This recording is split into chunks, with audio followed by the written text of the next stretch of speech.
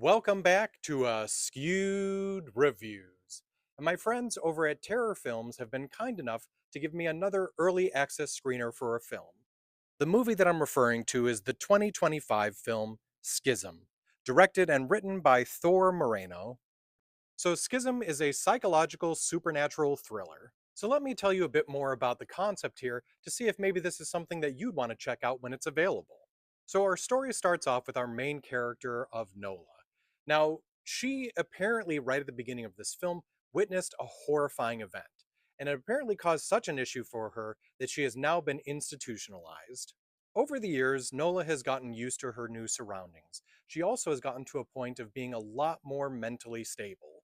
And a lot of this is due to the fact that she made a friend on the first day of coming into this institution named Mara, who also is dealing with her own inner demons. Now, Nola and Mara have just recently been told that they're going to be transferred to a new type of institution. It is located on an island, but apparently it will be a lot more free, as you'll be able to walk the grounds, you'll be able to take care of yourselves, help out with chores, and just be considered more of a guest rather than a patient. Now, unfortunately, the night before they're about to leave, Mara decides to take her own life, as she's come to the decision that she just can't take the stress of moving to a new location as it took her so long to feel safe and secure here.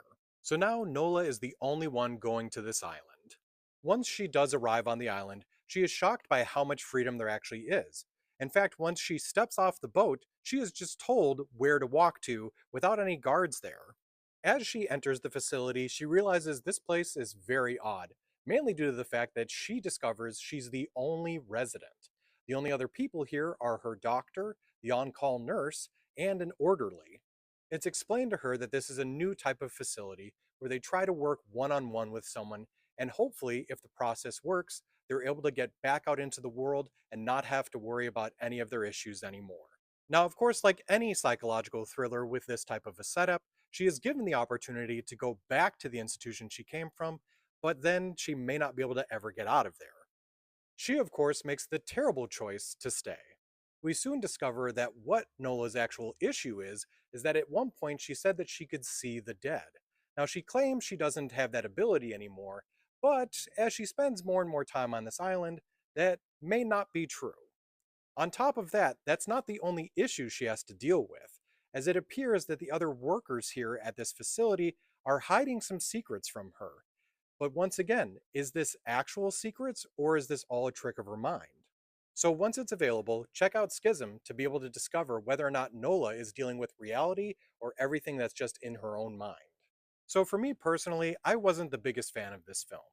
But I will say this movie does remind me a lot of some other films that I've seen where I didn't like it, but a lot of other people did, so maybe you'll like this more than I did.